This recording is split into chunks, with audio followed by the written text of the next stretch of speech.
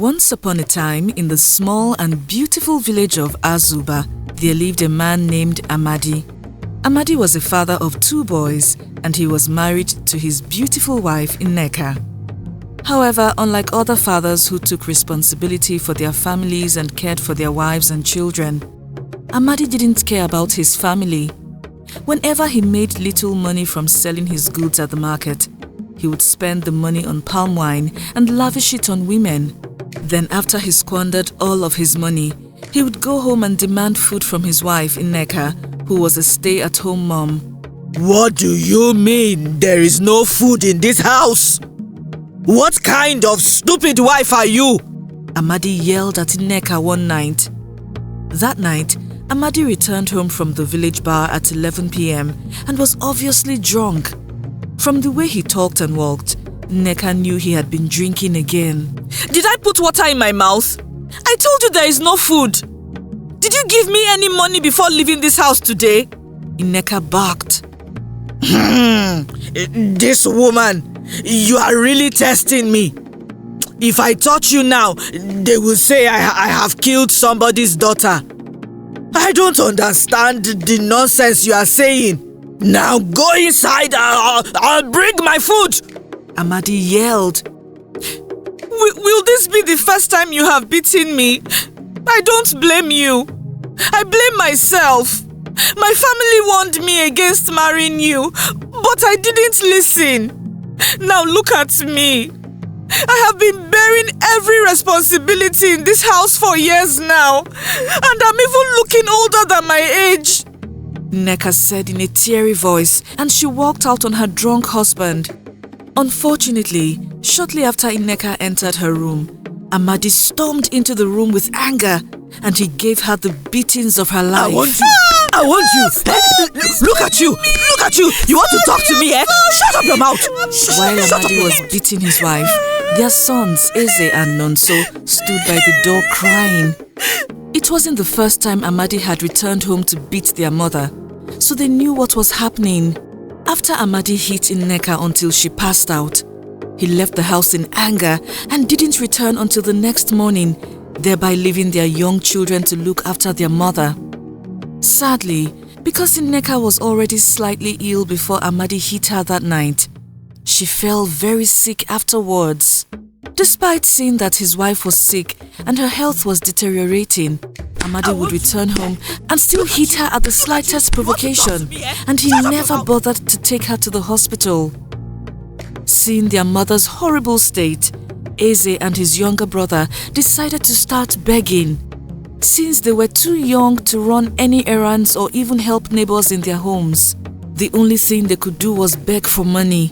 Every morning, after Eze and Nonso gave Nneka breakfast, they would both leave the house to beg for money, and they didn't tell Nneka about it until something unexpected happened.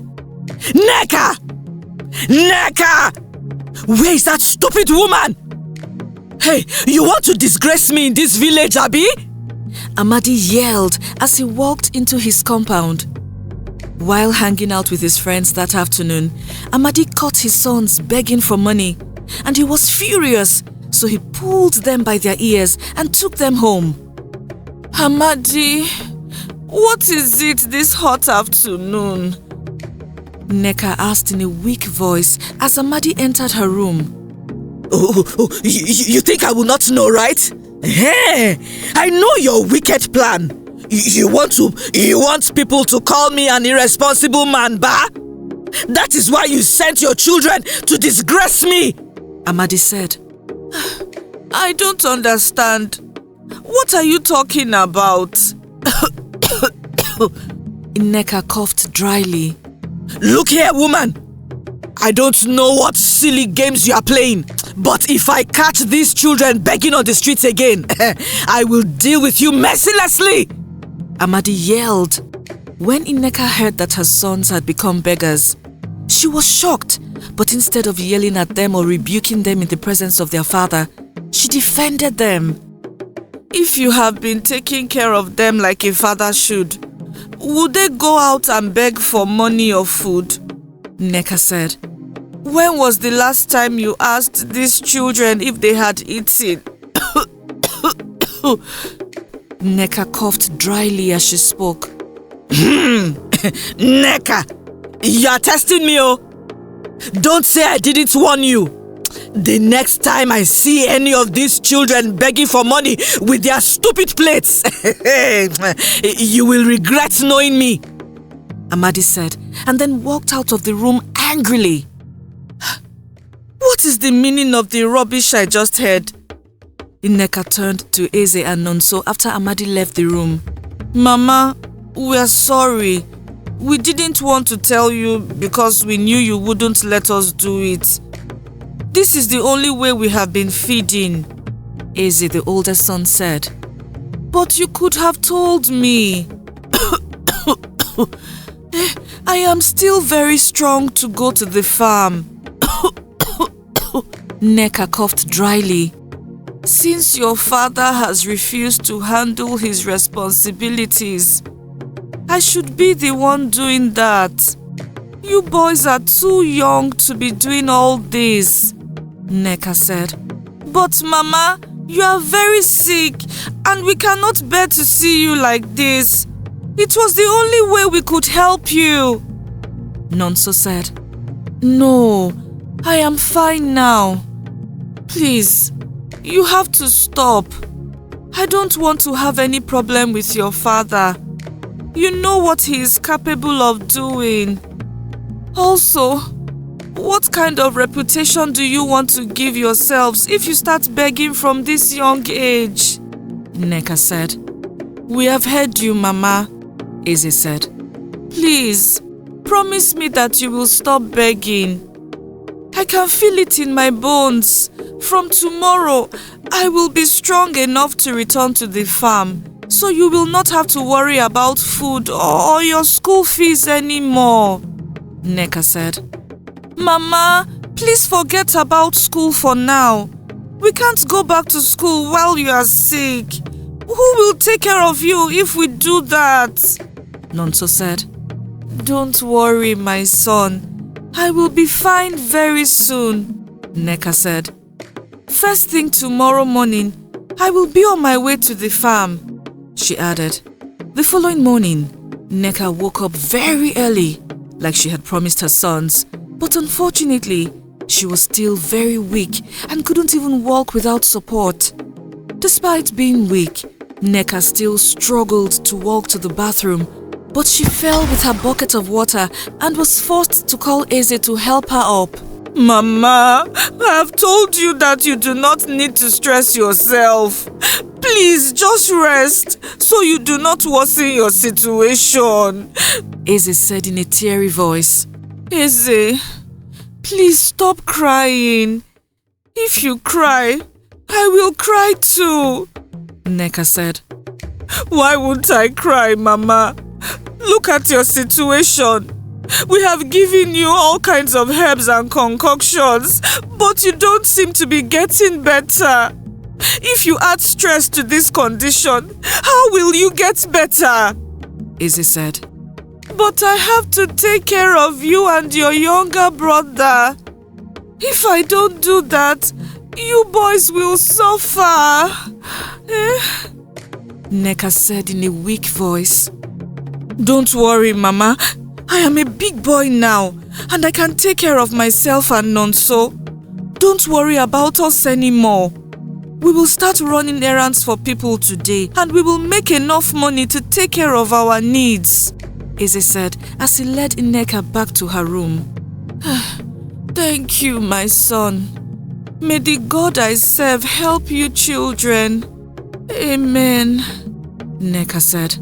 Later that morning, after Eze and Nonso had their breakfast, they went into their neighborhood to look for small errands they could do that would fetch them some money.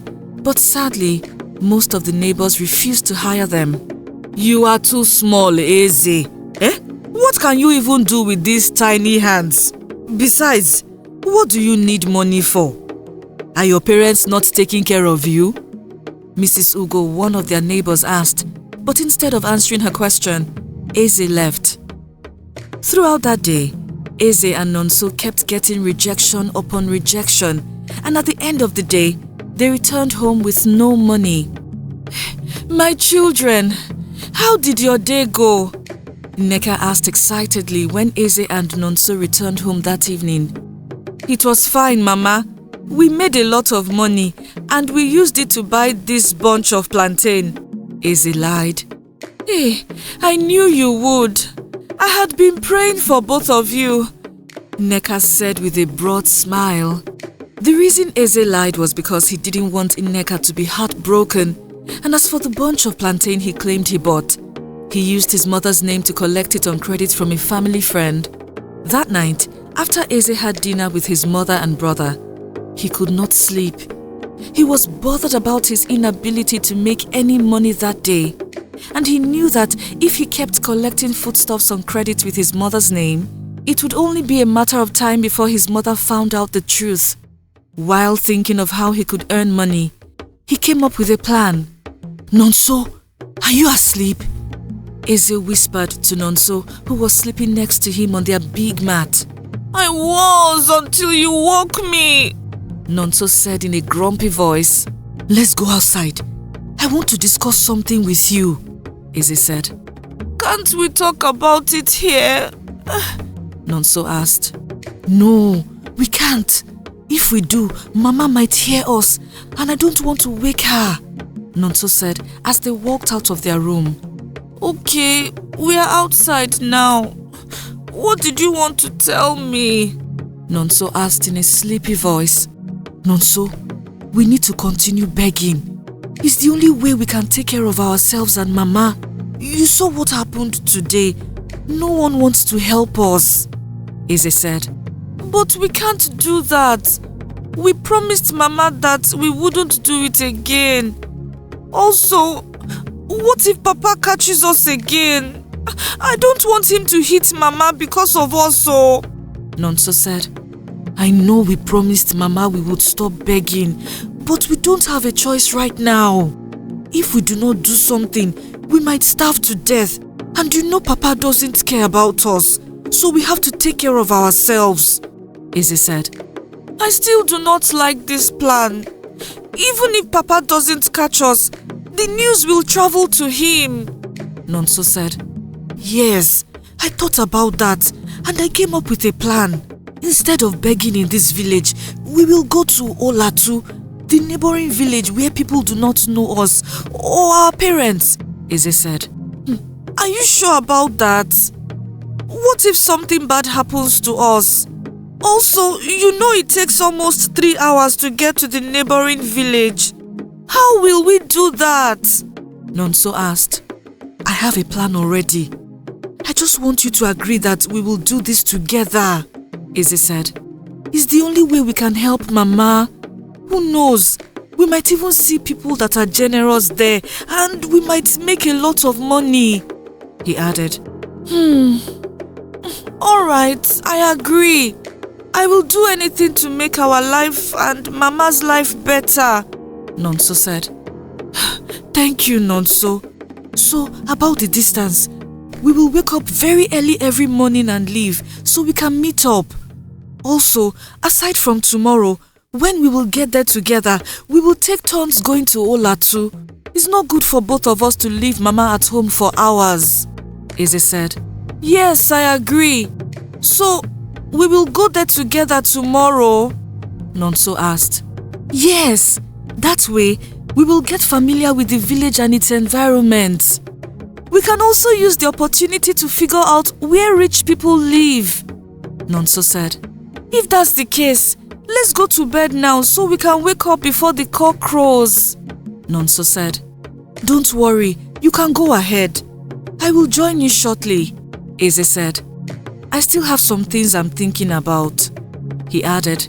After some minutes of contemplating about his plan, Eze joined his brother in their room.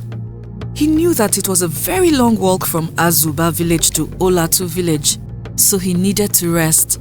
The following morning, just like Eze and Nonso had planned, they woke up very early, made their mother breakfast, carried some plantain and red oil for their long walk, and took off to their destination.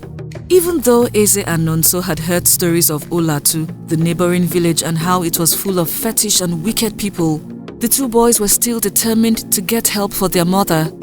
Unknown to the poor, innocent boys, entering Olatu village would mark the end of their once happy life and become the beginning of a life of tears, agony, and painful regrets. Watch out for part 2. Did you enjoy this story? Tell us your favorite part in the comment section below. Please like, share, and subscribe to our channel. Also, do not forget to follow our channel on Facebook and Instagram. Thank you.